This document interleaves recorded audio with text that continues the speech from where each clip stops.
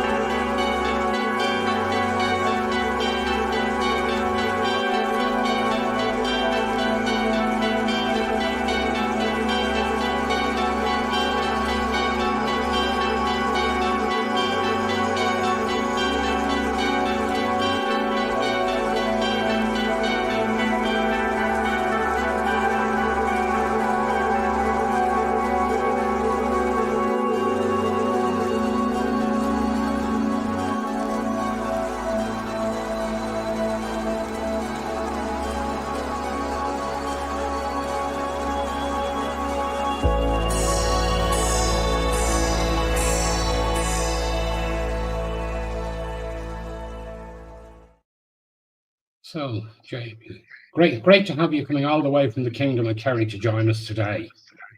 Oh, it's fantastic. Thanks so much for the invite. No problem. So maybe before we start, maybe you'll tell us a little bit about yourself, your business, and that type of thing. Absolutely. So, as you mentioned, I'm based down here in the Kingdom of Kerry, down in Dingle, and I grew up down here. I've been involved in tourism since a very, very young age. And my parents would have been involved in bringing people out to see Fungi, the Dingle dolphin. And I suppose I grew up in a tourist destination in town that we always had people from all over the world visiting. And I suppose from that, I was immersed into it.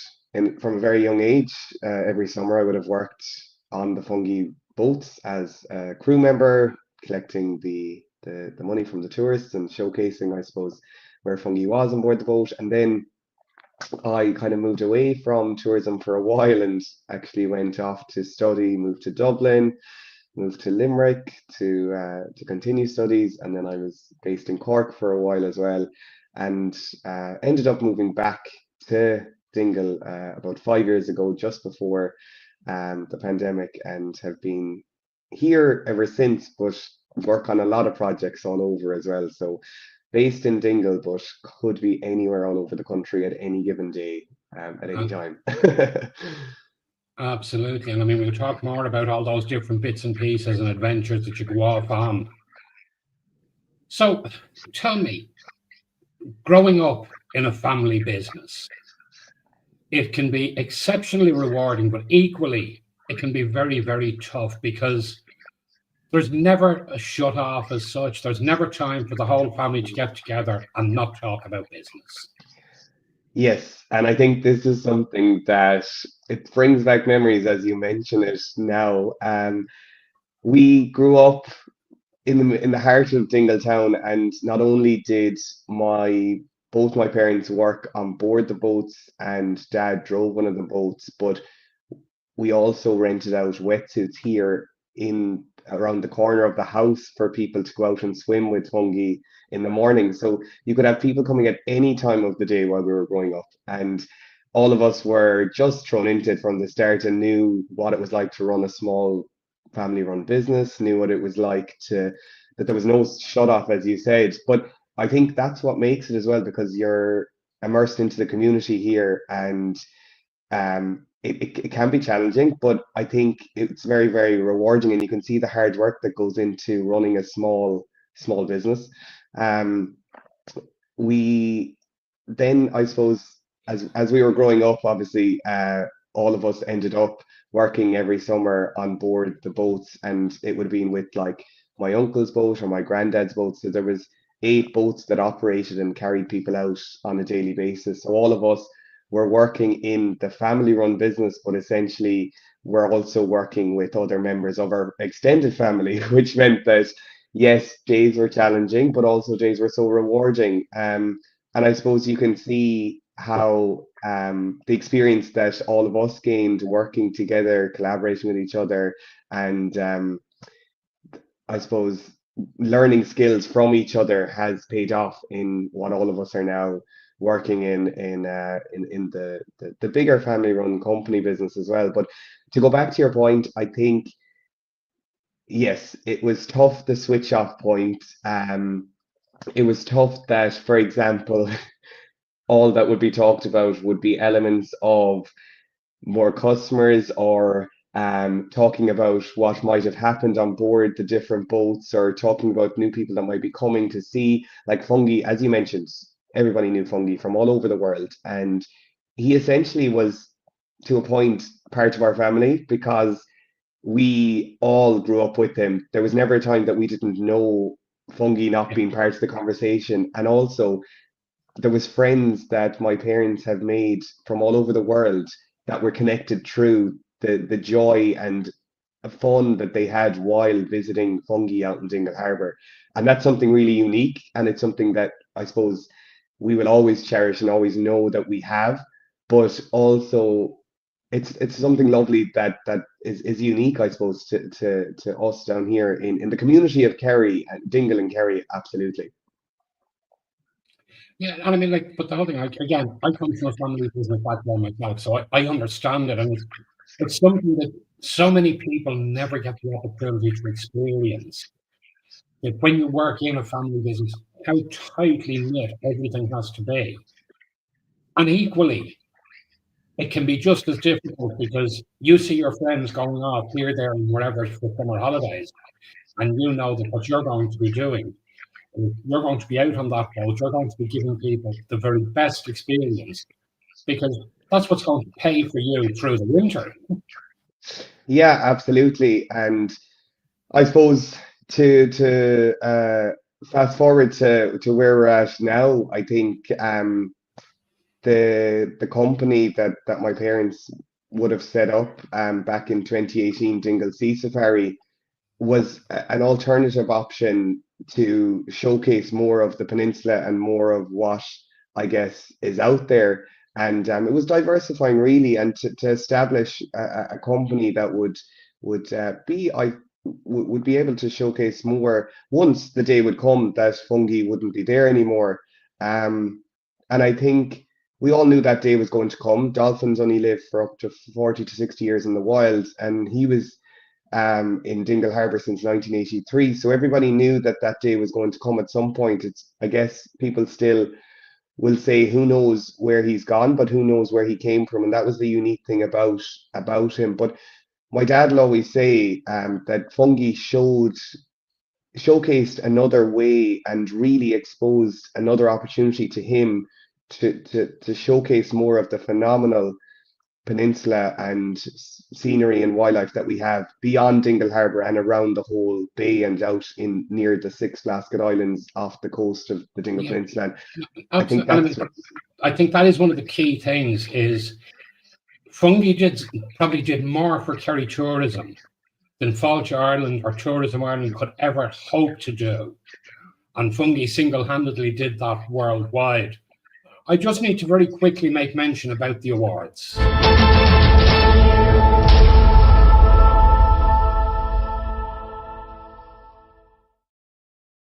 Of course, how I got in touch with you to begin with was in relation to the Micro Business Awards, as you're one of the entrants in several categories, and you've had, I have to say, reading some of what people had to say and nominating you, you're definitely going to be a very popular entrant. We've seen, like, they are gone to the judges, and I hands up, I have no part in the judging, thankfully, and knowing the job the judges have to do, I'm glad I don't have. it's a very tough job, definitely. Oh, it is indeed. But just to mention to people that nominations are still open for the People's Choice Award and the Micro Business Awards. And if you want to enter the People's Choice or you want to vote for a business on the People's Choice, you can visit irishmicrobusinessawards.ie/enter HTML. It's scrolling across the bottom of the screen there. And the entries are open for People's Choice until the 31st of August, so there's loads of time. People's Choice is a straight first past the post race. So Whoever has the most votes is who will be announced as the winner. It's always very, very hotly contested, and there's always a huge range of businesses in there. So if you know a business that you think deserves to be in there, by all means, visit irishmicrobusinessawards.ie, go to the enter page, and do throw a nomination in. You can vote once a day from now until August for any given business, and it's one vote per business per email address. So if you want to vote for 3 different businesses from your email address, that's absolutely fine. But if you're only voting for one business, you can only use the email address once a day. Our finals are going to be held on the 18th of October. We will be in the beautiful Soho Hotel's Collection Hotel in Portlaoise this year. We have a fabulous evening planned. There'll be networking and pre-dinner drinks.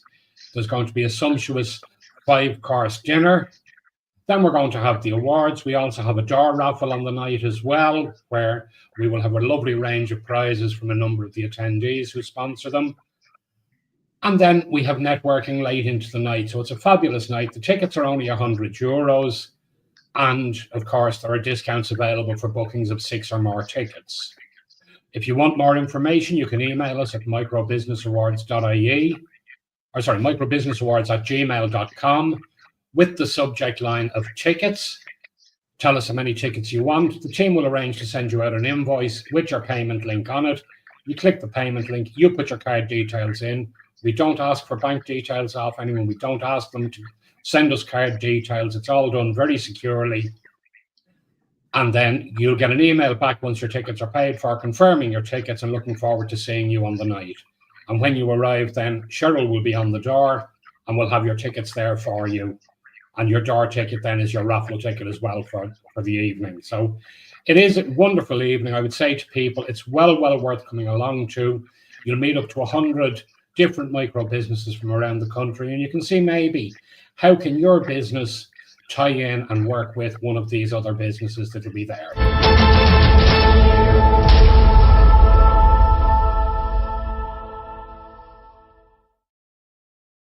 Now, before we move on, Jamie, I do have a question for you from Monique. How did Fungi get his name? Any idea? Yeah, this is a funny one. There's a lot of speculation regarding this, and nobody really fully knows, but we're pretty sure that he was, there's a lot of different ideas thrown out there. We reckon he was named by a local fisherman, because he was seen by the fishing boats when he was coming in and out, when the fishing boats were coming in and out in the early 1980s, so like 83, 84, 85, before they started bringing people out. And he was very, very energetic because he was a small dolphin at the time. He hadn't fully grown. So there's this idea that he was called after,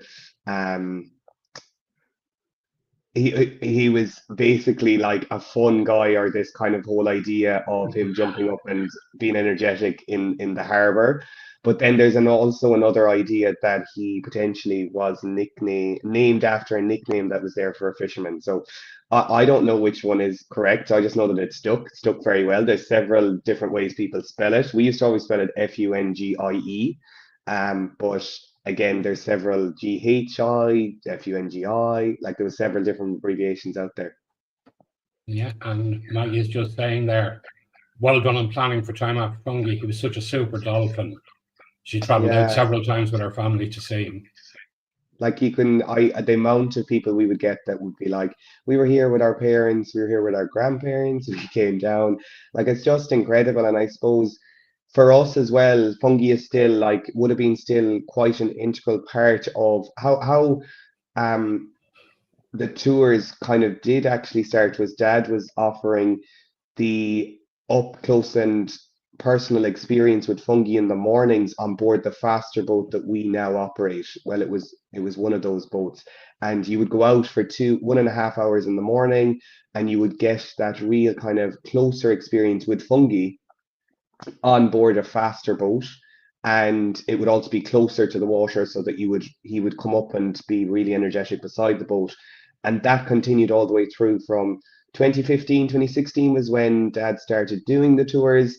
The company was established in 2018, Dingle Sea Safari, And up until 2020, he would have done both tours that would have brought people out to see fungi in the mornings, and then the longer tours on board the fast boats out around the peninsula as well. So again, it's just a way of like he really did showcase that there was an opportunity to show more of the peninsula, but also that connection was always there where we did really enjoy spending time with him as well. He used to they would stop at the harbour, and he would come up beside the fast boats every time they would go out up until he was gone.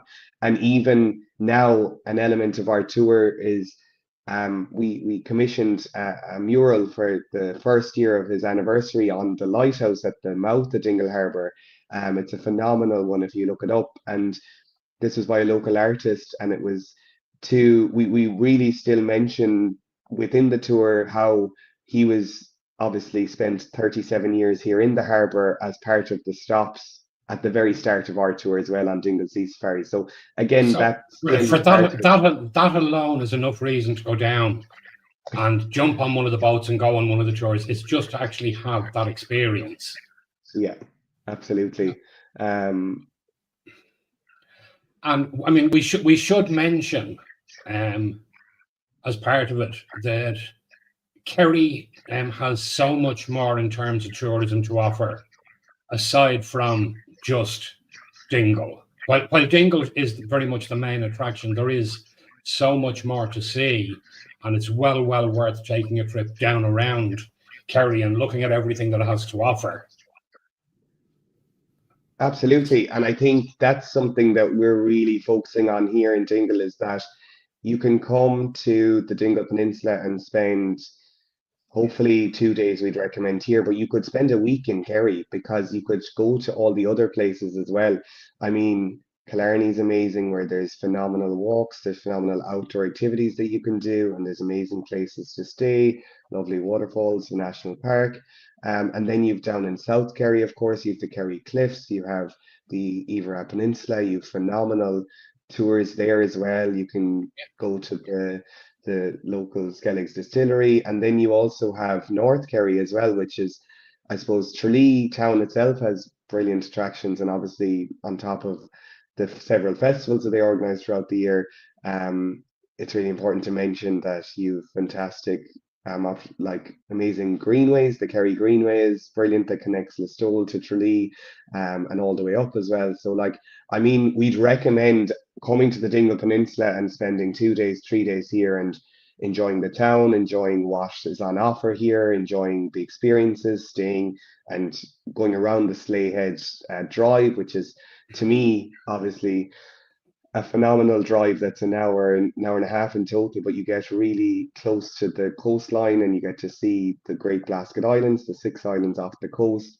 And also you get to enjoy and experience some of the connections to the Irish language and the culture and the heritage, which is really unique to the peninsula. Something that we really focus on as well as part of our tour, which is the 2.5 hour tour on board the fast boats, is you're really immersed into the different elements of the coastline and you get to hear about the rock formations, the geology, the history connected back to how this coastline was formed how many years ago.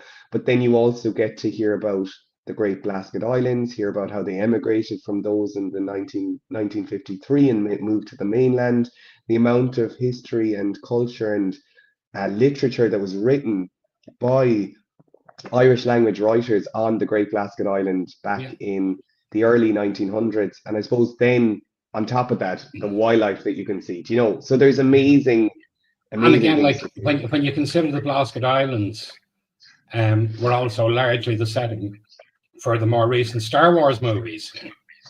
Yeah, and I think that's something that's honed in on as well here in the peninsula. You had the second most recent one was filmed, the end of it, on the Skellig Yeah. Michael rock, which is obviously off the coast of South Kerry, but due to difficulties in, I suppose, access and filming during the off-peak season and the sea conditions, they recreated the beehive huts and the whole set here on the Dingle Peninsula. And they filmed one of the most recent scenes there. And I think what's really unique about that is that everybody in the community was part of it. They used local suppliers, they used local. My dad was one of the boats that brought the cast and crew, or the crew around to film from the water elements of the cliffs for that, and also they used a lot of local suppliers on sets as well. So that And was that's really that's amazing where for you the see kids. a community coming together and working so well on it. So tell me, every guest that comes on the show gets asked the question. For you, what's the perfect light bite lunch? So what are you going to have today?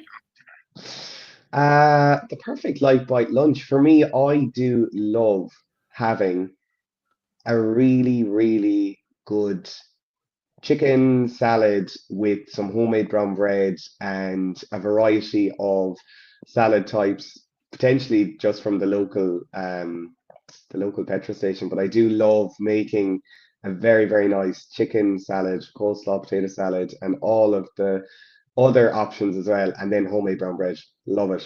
And I think it's not too Absolutely. heavy either. Yeah, absolutely. And Monique has just come back to say there that you're a great ambassador for Kerry.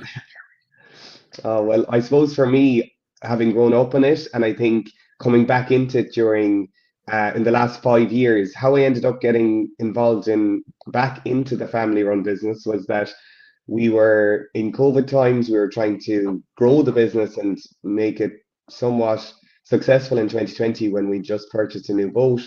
And I came on board, started doing the social media, the digital aspect of it. To go back to the family run business element of how ours works, we're all working in it closely, but we all have a different role to play. And I think that's what makes it work. You've my dad, who is the company director, along with my mom. They're both company directors, and they do the running and the day to day of it all.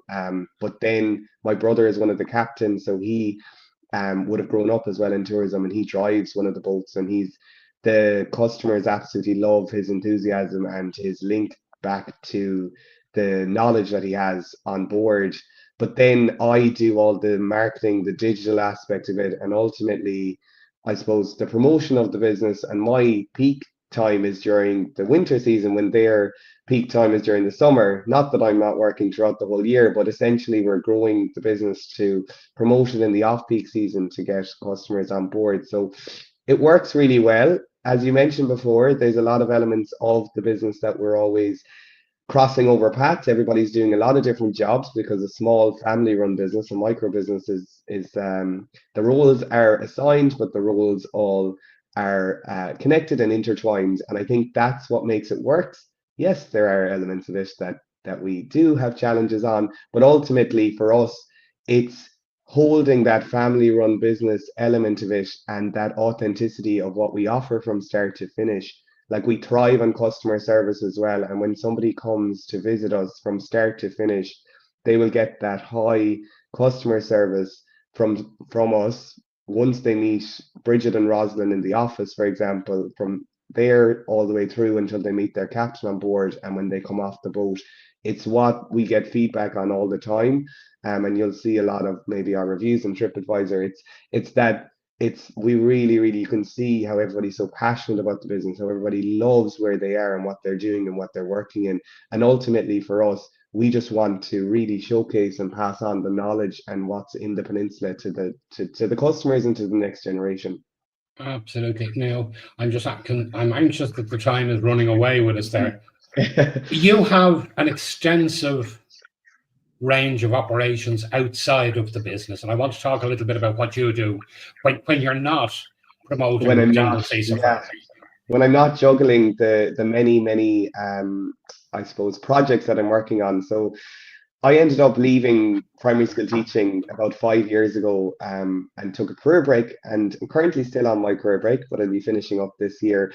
And for me, I wanted to delve into the world of working on projects and working on a variety of things. I love working with different groups, work collaborating. So over the last 5 years, I built up a portfolio that essentially is a variety of working with events, working as a social media, multimedia presenter. I've worked as a journalist in kids TV presenter with my knowledge of the Irish language, teaching as well. So I was able to bring the education aspect into it. But I've also worked on a lot of projects that are connected back to media as a researcher, project coordinator, presenter. And I love doing all of those different projects because you get to meet so many different people and you're learning all the time. And I think for me, I'm bringing all of those back into what I'm doing here in Kerry as well. So I could be working on one week, I could be doing voiceovers for Irish language projects. I could be doing marketing meetings about the next opportunities in certificates in regenerative tourism and digital marketing. But then I could be moving into an event space and looking at the different events that happen here in the Dingle Peninsula. I sit on several committees that promote Féil na Bealtaine, the Dingle Food Festival, the Dingle Literary Festival. And for me, immersing myself into the communities here in Dingle and the committees, I get to bring some element of what I really feel is important to drive these events and festivals to the next level of how we can sustain them, how we can grow them, but also hold on to that authenticity and brand that is here in the Dingle Peninsula. So Well, I I mean, love like, working. very much so. It very much shows your passion, your drive for Dingle. And I think for so many people, until you actually move away from your homestead and actually then you come back, you don't realize just how passionate you can become about it. Mhm. So tell me, what's next for you? What are the plans? And Yeah, for me, I suppose I love working with people. Just to make a note on that, I started off in working in science in 2012. I went to university and did science for 3 years in UCD. Found out I loved it, but hated working in the lab because I wasn't meeting people, dealing with people. And I suppose from a very young age, I learned that I wanted to be working with people on projects. So for me, what's next? I mean, I love doing all the different projects that I'm working on right now. I would love to get more opportunities working in the media world as a more of a bilingual presenter, working with a variety of media companies, but also showcasing amazing destinations and locations, and really, really focusing on growing our company as well, our family-run company, because for me, that's the passion that all of us have got from our parents, and both myself and Colin and my sister Katie, who's not part of the family-run business, but ultimately has been part of it for years. We got that passion from my parents, and I want to make sure that that's passed on to the next generation as well. So that's for me, it's to continue on what I'm doing. I think if I love what I'm doing and I love who I'm working with, you'll never work a day in your life. And I think holding that and the link back to education as well for me is really important. I hop in and out of the classroom now and again to keep that link and that connection, which is really important. And for me, I just want to continue what I'm doing. absolutely, well, it's quite. I mean, your passion. You absolutely ooze passion for what you do. You have a fabulous, fabulous location to do it in Dingle, and I haven't been down to Dingle in quite a long time. The closest I got, I went down to Anascall for a week several years ago, and I Lovely did go spot. down and spend, yes, I went down and spent 2 days in Dingle while I was down there, and it really is. It's a different way of life, and it's an opportunity to shut down from reality almost. It is, and I think like it has so much to offer, and for people to come here and spend several days, like there's so many walks, there's so much focus on the outdoors at the moment and adventure. So for us, it's like we collaborate with a lot of businesses to make sure that we offer the packages to our customers that makes them stay for 3 or 4 days in the phenomenal accommodation providers we have here, and also to just immerse yourself into the outdoors and adventure. Absolutely. Well, unfortunately, Jamie, time has run out on us. Ah, If we could say anyone another wants, half an hour. absolutely, if anyone wants to catch up with you, we do have your website there, dingleseasafari.com, and the socials are at Dingle Sea Safari. And if you could leave anyone with one thought in relation to why they should come to Dingle, just in one sentence, could be literally 10 seconds. Mhm. Come to Dingle, immerse yourself into the outdoors and the adventure, and meet the fantastic people that are here in the Dingle Peninsula. Absolutely brilliant. Jamie, listen, thank you so much for joining us today. That's it for us today. We'll be back in 2 weeks' time with another guest and more exciting stories to share. So until then, we'll bid you all a very good afternoon.